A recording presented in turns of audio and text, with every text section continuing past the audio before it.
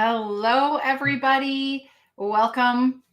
I am streaming live in 3 places: the 21-day challenge group I've got going on, the Fit Over 40 Facebook group, and my YouTube channel. If you need links to any of these, if this is not where you're watching the stream, reach out to me. I would love to share that with you. So welcome to today's live Wednesday webinar. Today I am talking about 5 ways to boost your metabolism. Okay.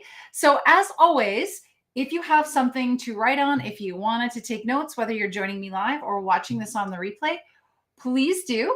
I'm just going to make sure. Hi, Kathy. I see Kathy is watching along. That's wonderful. If you're watching, drop a hello or a thumbs up. If you're watching on the replay, if you don't mind just typing in replay, that would be wonderful. So guys, I am Julie Hodge, the founder of Julie Hodge Fitness, certified personal trainer, certified nutrition coach, and of course, hormone-based fitness specialist. And I deal specifically with women who are approaching or in perimenopause and help them through lifestyle changes to get that natural hormone balance and live a more optimized life so you can thrive with age, right? And speaking of, I was just in the kitchen as I was making myself a coffee this morning, and I wanted to share a thought that came in. And it's kind of funny, kind of not. But now that I am in, I'm 49, I'll be 50 next year. And I remember thinking as a kid, and who doesn't, right? Like grown-ups are so old, right?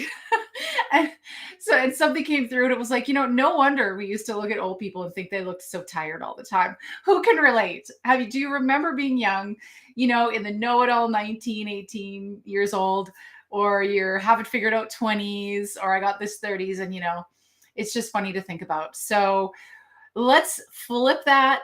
Let's not be that woman who looks so tired.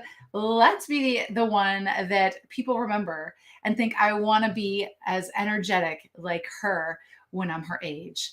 Let's break that mold, that stereotype, and thrive on, ladies. So speaking of boosting our metabolism, so I do have a presentation, and thanks to my new streaming service, you guys get to see it. So today we're going to be talking about 5 ways to boost metabolism. Now, if you have any questions, by all means, please type them in the comments if you're watching me on Facebook or on YouTube, and I can always answer them after the fact. I'll keep my eye on the live stream on Facebook in case there are any comments that come up or questions. And if you're watching the replay, type your questions there too. So I just have a question to start with. I want to know, for those of you who are joining me, how many of you think that your metabolism is as efficient and effective as it could be right now? Give me a thumbs up or say yes if you feel like your metabolism is like always on. Your fire is always lit. You're burning calories. You got great energy through the day. Or do you want to improve your metabolism? And if you do, you're probably watching this. So I'll be sharing a lot of information today, and I'll try to get through it as quickly as I can. So if you would like to increase your metabolic potential, grab your notebook. Let's dive in. Here is what I'm going to be covering. Okay, so today I'm going to talk about 3 things. Number 1, signs of slow metabolism, so that we have a starting point. How do you know that your metabolism is perhaps slow? Why our metabolism slows? It's important to know why, so we know what we can do to fix that. Okay, and then finally, I'll give you 5 tips to boost metabolism. So let's start. So first of all, let's talk about slow metabolism and its effects on your body, on our body. Metabolism is defined as the overall chemical reactions inside a human body that changes nutrients from food into energy. Okay, so proper metabolism also helps our bodies function normally, like breathing, digesting our food, which includes elimination, okay, cell repair, and more. All of these metabolic processes require energy to work properly. The minimum amount of energy required to live basically is known as our basal metabolic rate. You may have seen or heard of BMR. That stands for basal metabolic rate. A low BMR, a low basal metabolic rate, is often described as a slow metabolism. Okay, so you want to kind of have a higher basal metabolic rate. Now, what are some signs of slow metabolism? So we can either have a slow metabolism or a fast metabolism or a normal metabolism. and many factors can influence the speed of that. Slow metabolism, or slower, means that our body cannot properly burn all of the calories, which can lead to the storage of calories in the form of fat. The following signs are an indicator of you doing just that, okay? Slow metabolism. You have unexplained weight gain.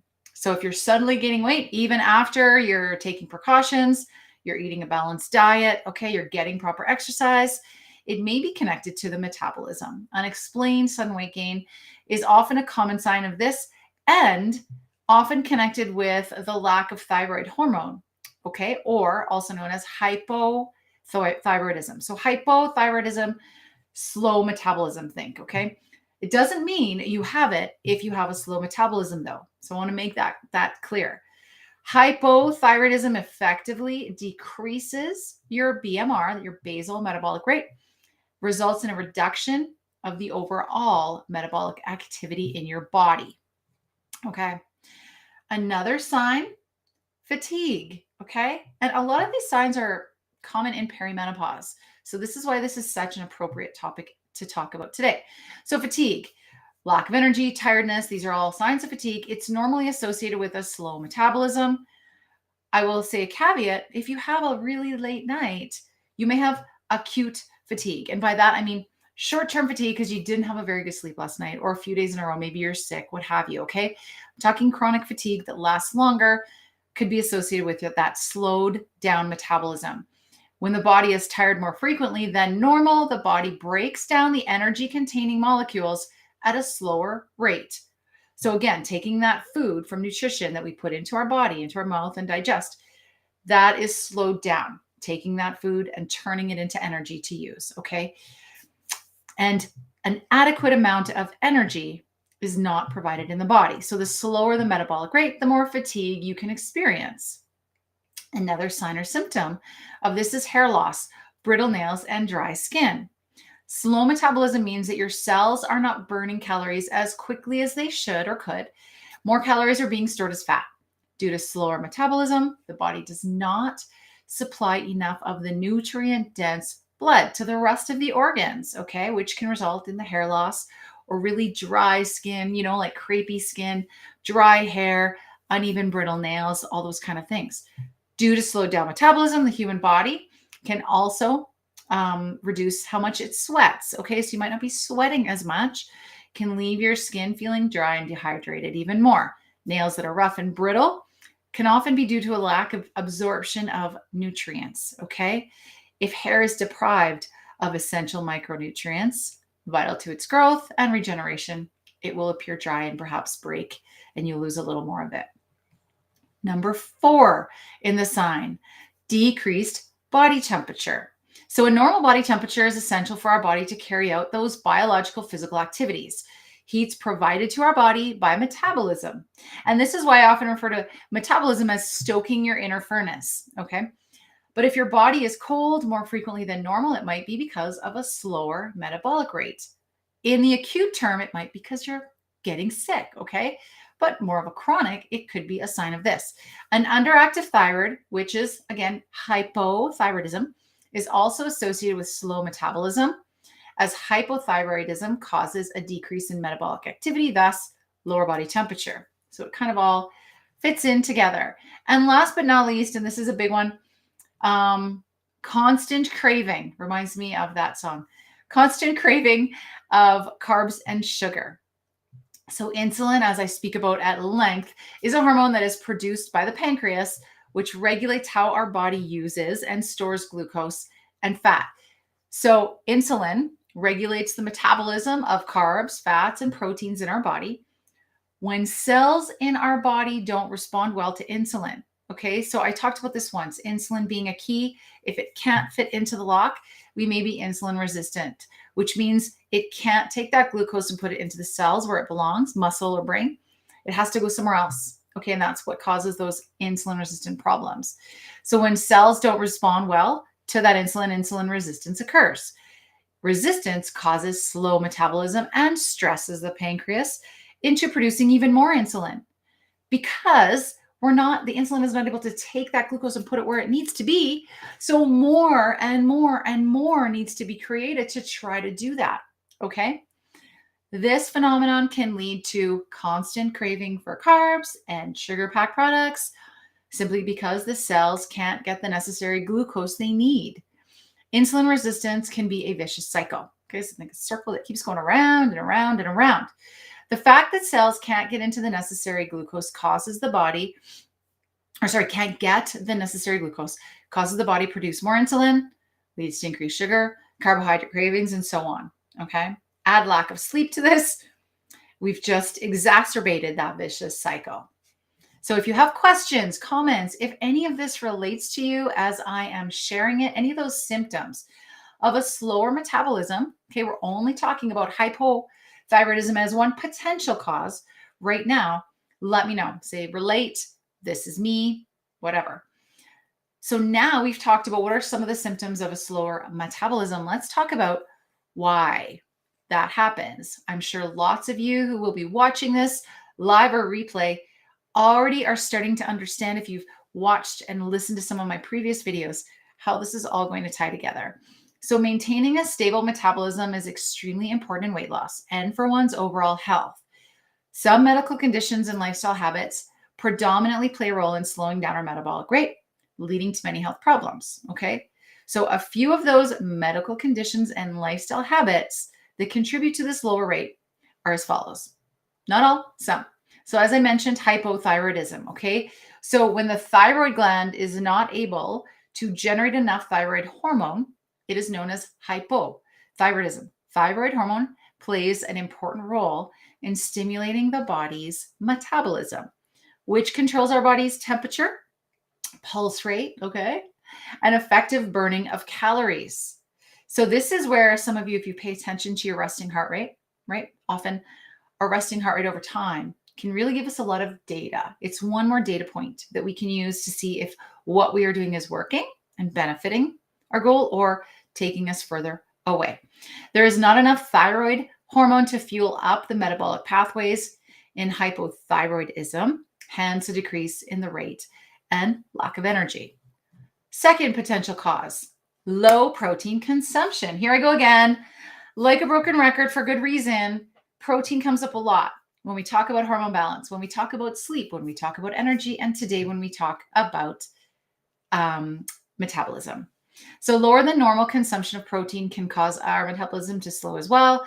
High protein uptake plays a vital role in increasing the rate of calories burned by our body. So after digestion, okay, there is an increase in the metabolic rate.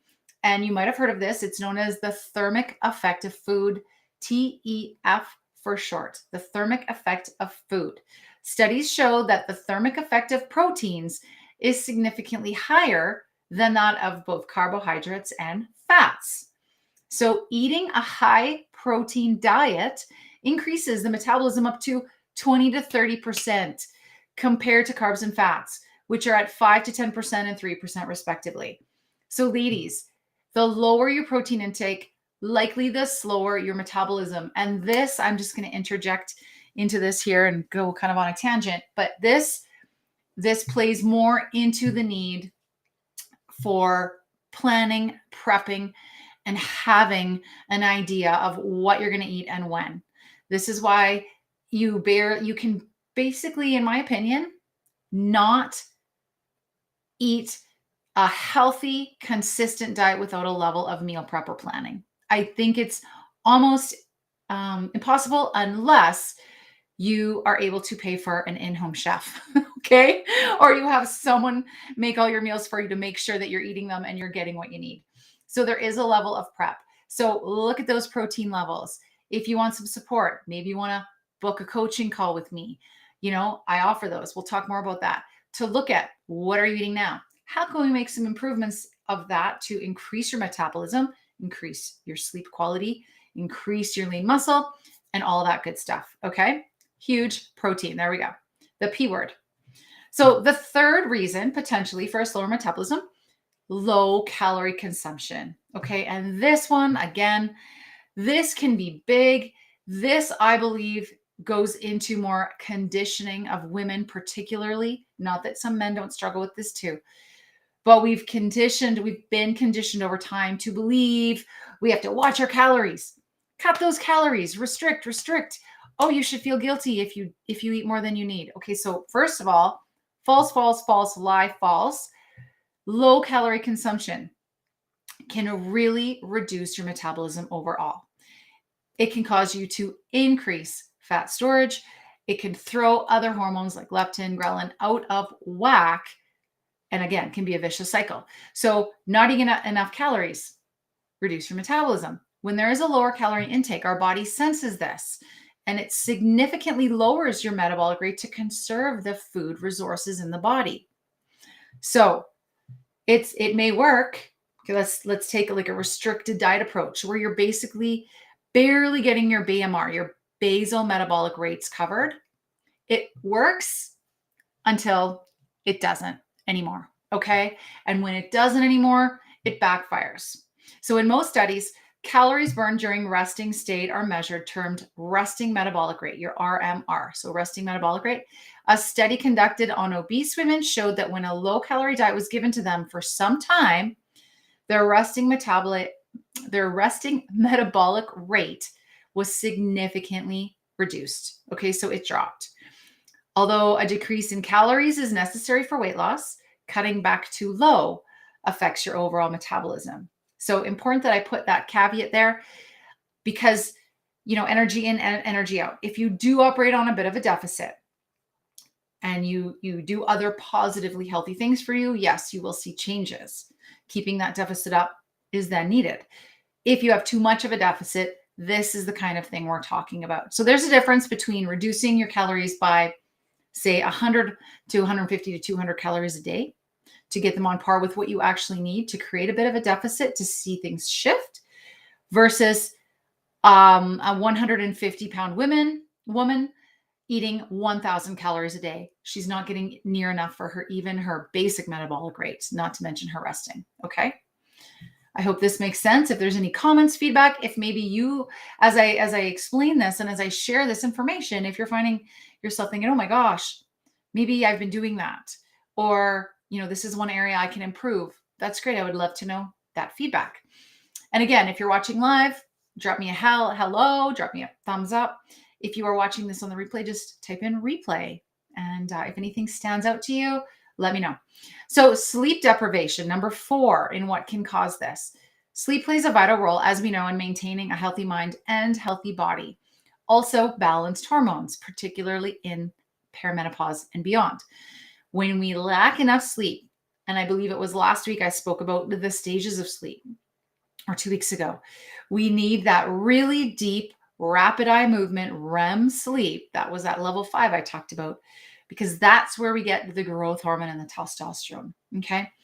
When we're lacking sleep, it can lead to many mental and physical conditions like depression, stress, diabetes, many other things. It leaves us more susceptible to our immunity being reduced. Okay. A host of things. So a study conducted on healthy individuals showed a significantly slower metabolism after sleep restriction. And these things can happen quite quickly with even acute short-term sleep deprivations and restrictions. Okay. So just imagine if that has become a chronic sleep debt, you may experience a lot, or one or two, or maybe many of these things I am talking about. So sleep can help reverse many of these things. Okay. Also balance and help your hormones. Huge.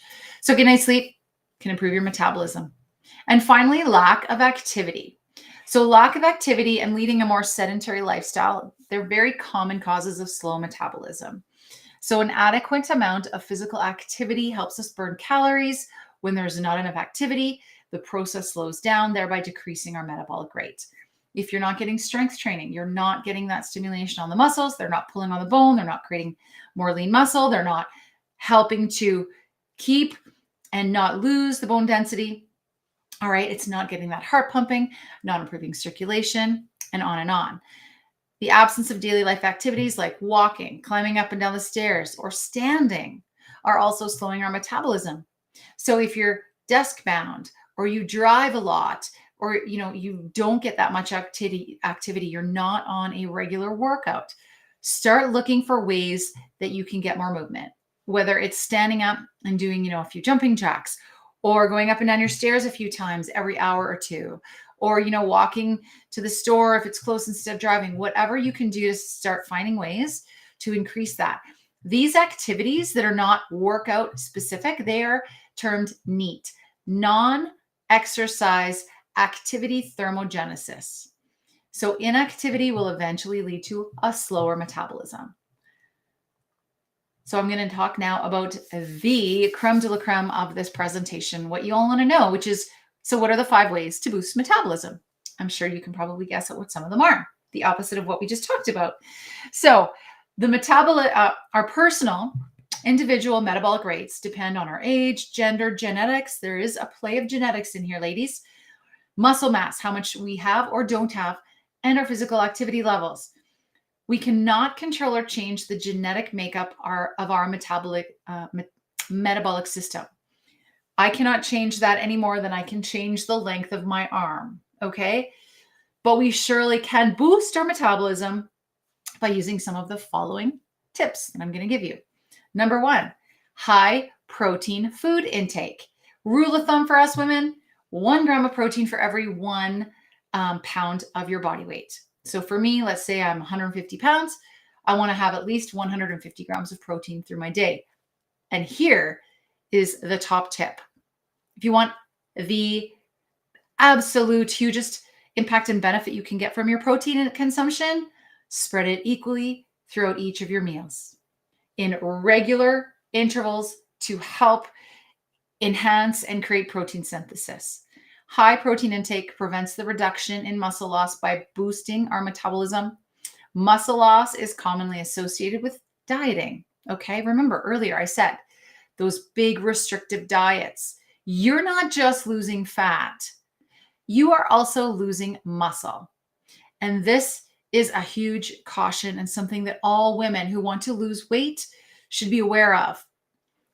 You're also going to lose a bit of your muscle mass.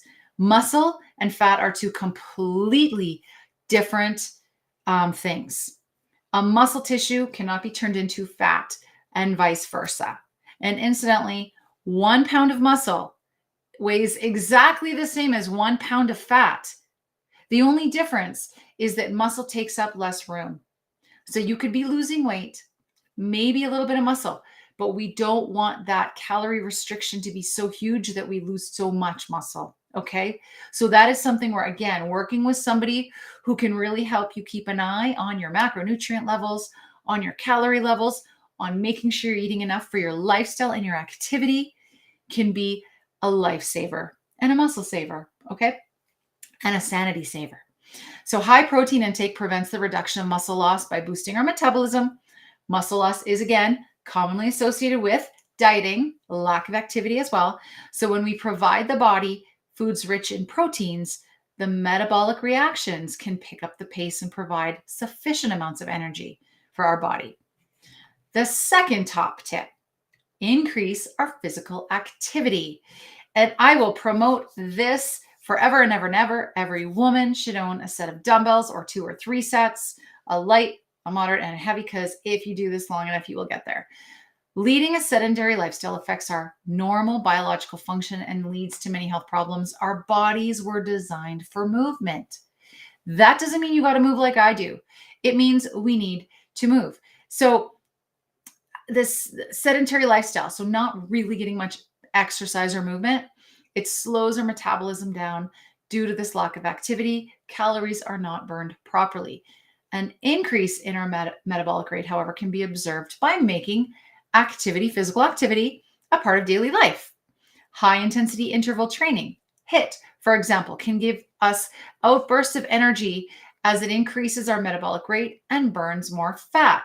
So you win-win. You work shorter and you get a huge return on that investment.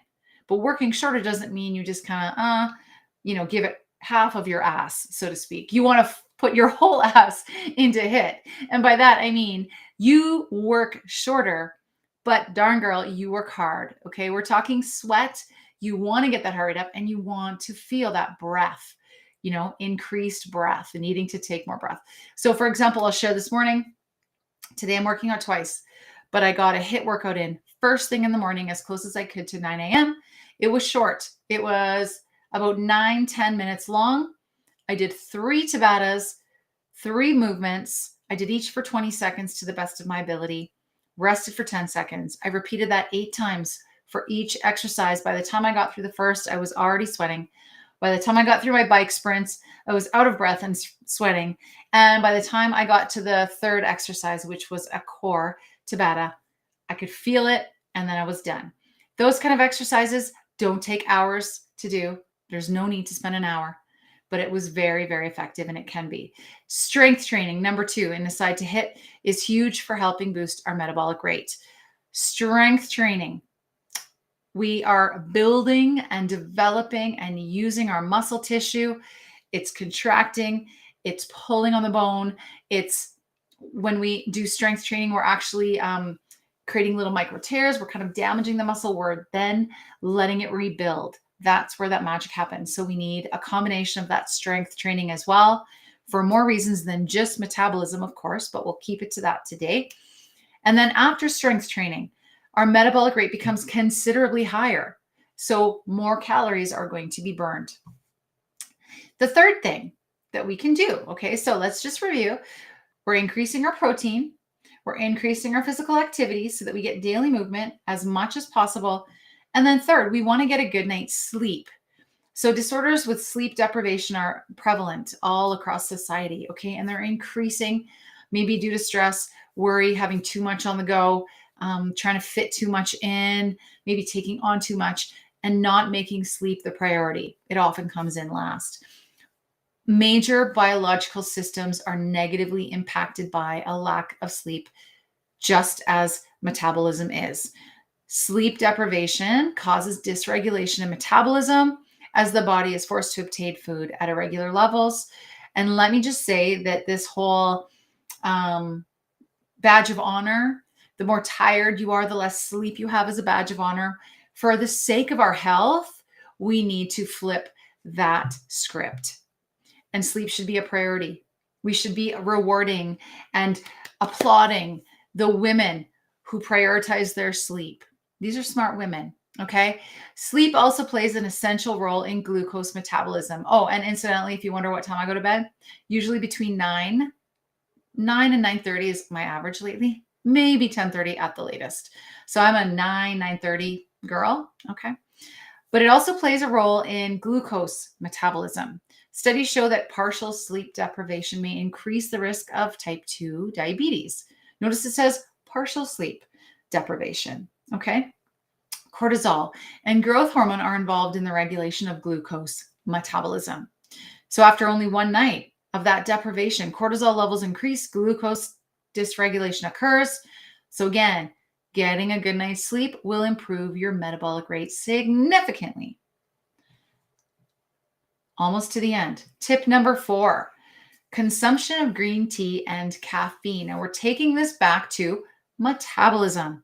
Green tea is considered to be one of the crucial factors in improving our metabolism. It can be, it naturally contains catechins and caffeine, okay? Studies show that green tea helps in the burning of fats. In a study conducted, this is on healthy men, granted, green tea extract was given after some exercise, okay, walking, strength training, which helped increase the metabolic rate and enhanced the oxidation of fats up to 17%. Caffeine can also increase metabolic rate by 3 to 4%. So if you're looking for some solutions, every little bit counts, and increase the energy expenditure of 8 to 11%, as shown in another study.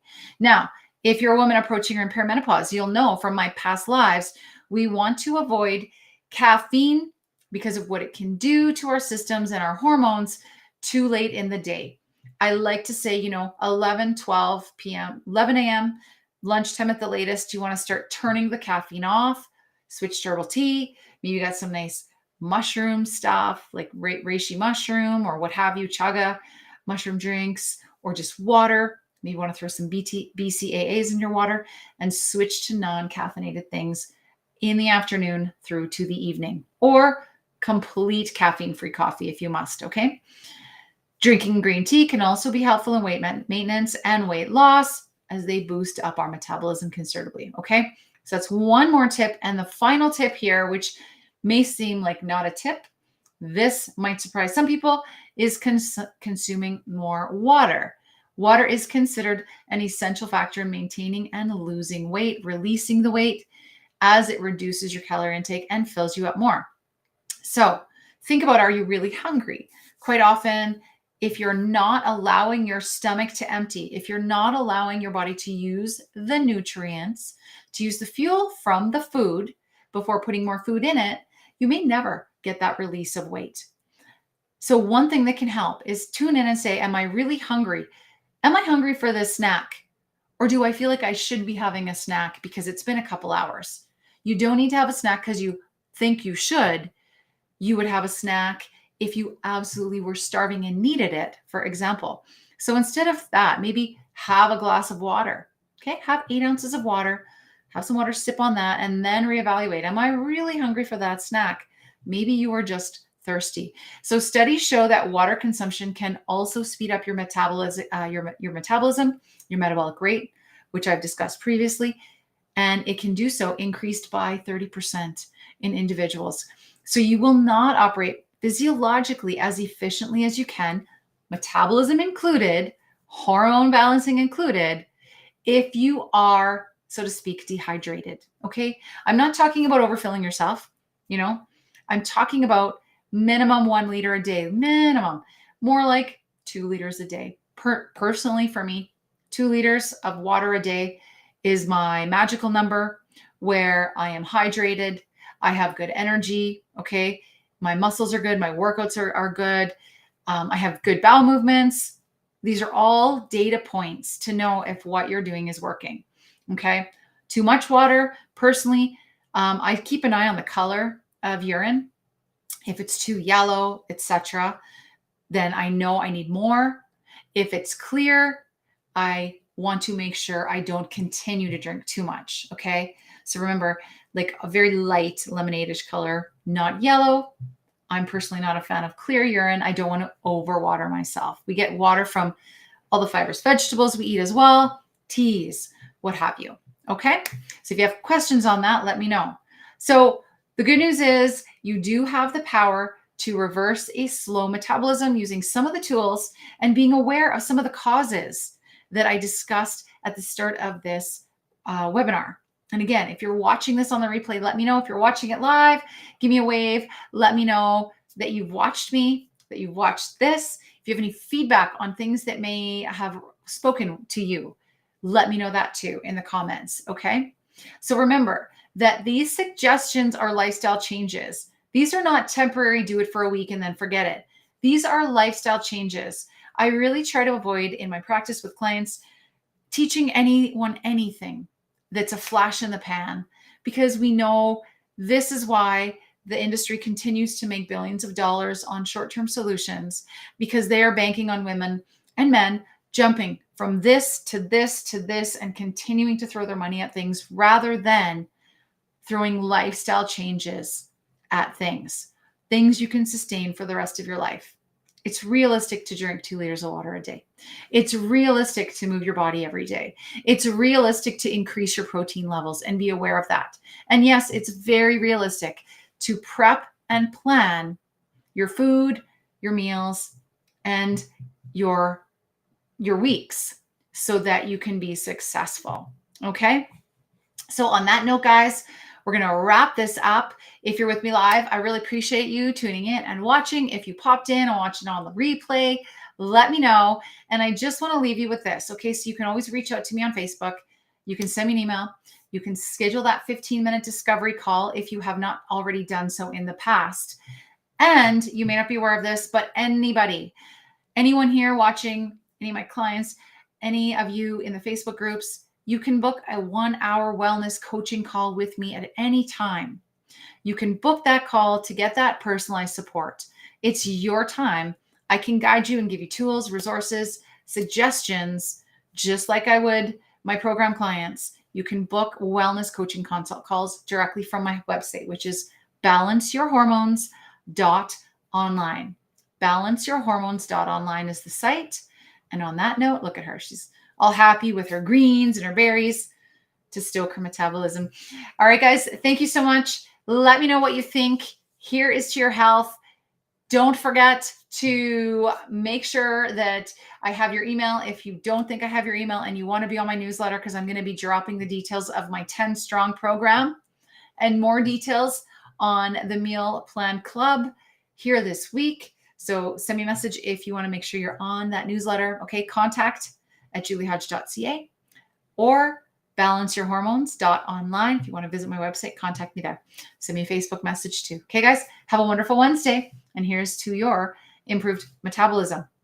Right? Right.